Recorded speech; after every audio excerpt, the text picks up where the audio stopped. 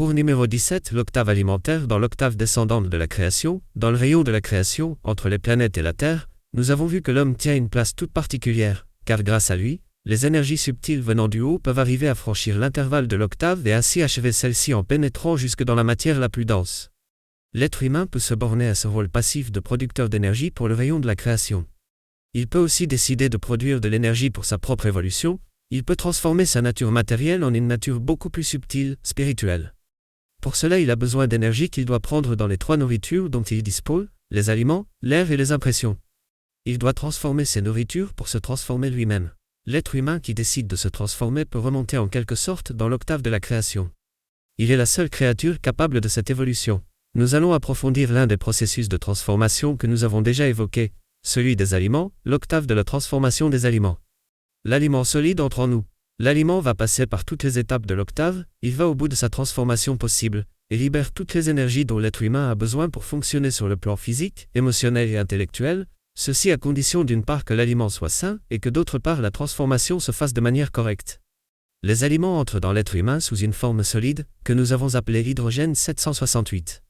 Une fois entré dans l'être humain, il en est à la première étape d'eau de transformation. De H768, il devient d'eau 768. La deuxième étape, Ré 384, est le passage à l'étape liquide. L'aliment, après avoir été mastiqué, broyé, se mêle à la salive produite par les glandes salivaires. Ensuite, l'aliment, encore partiellement solide, descend dans l'estomac, où les sucs gastriques s'y mélangent, suivis, dans les intestins, des sucs pancréatiques et biliaires. L'aliment se trouve peu à peu réduit à une forme quasi liquide, H384. Il peut ainsi passer à travers les parois intestinales et être apporté au reste du corps par deux liquides, le sang et la lymphe, qui le transportent vers toutes les cellules de l'organisme. Vient alors la troisième étape, Mi-192, le contact avec l'air. L'aliment à l'état liquide passe dans la partie médiane de l'être humain, la partie rythmique ou émotionnelle, siège de la respiration.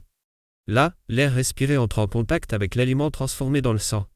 Dans la quatrième étape, Fa96, l'aliment transformé libère ses propres forces de vie qui se lient alors avec l'élément éthérique présent dans l'air et dans l'être humain, ce qui se traduit par la transmission de la force vitale.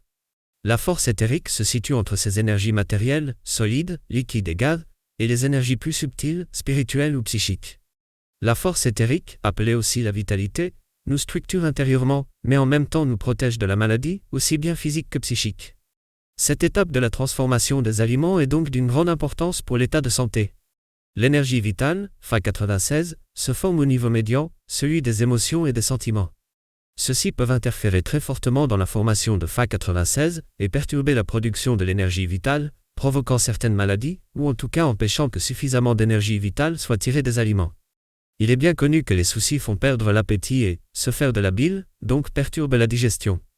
Il ne suffit donc pas de manger sainement, il faut en plus cultiver des émotions saines.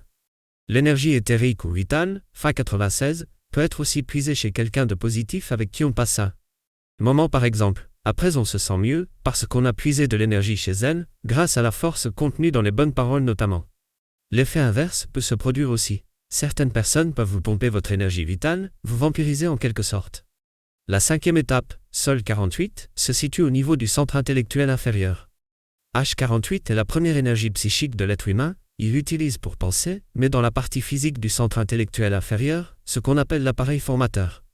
Si au cours de l'étape précédente, Fa96 a été utilisé dans toutes sortes d'émotions négatives, ou bien que l'aliment n'a pas été correctement transformé en Fa96, très peu d'énergie sera disponible pour passer aux étapes suivantes, donc pour penser correctement, clairement, pour se concentrer.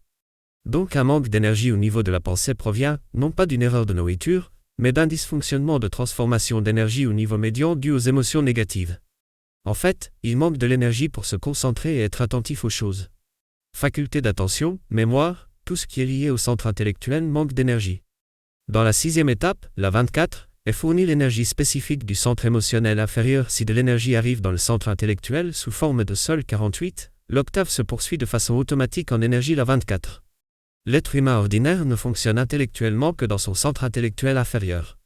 Donc, la 24 va être utilisée dans la partie positive du centre émotionnel inférieur. Souvent il y a peu d'énergie la 24 disponible, et le centre émotionnel manque d'énergie, il va donc chercher ailleurs une énergie inadéquate. Non seulement l'énergie manque au niveau émotionnel, mais elle va manquer pour l'étape suivante. La septième étape, Si12, fournit l'énergie du centre sexuel, une autre forme d'énergie vitale. Si l'énergie extraite de l'aliment arrive dans le centre sexuel en très petite quantité, et de plus, sous une forme dégradée et ne pouvant donc être utilisée de façon correcte, le centre sexuel est obligé lui aussi d'aller chercher ailleurs une énergie inadéquate. Ceci explique que la plupart des êtres humains fonctionnent mal sexuellement ou aient des problèmes liés à la sexualité.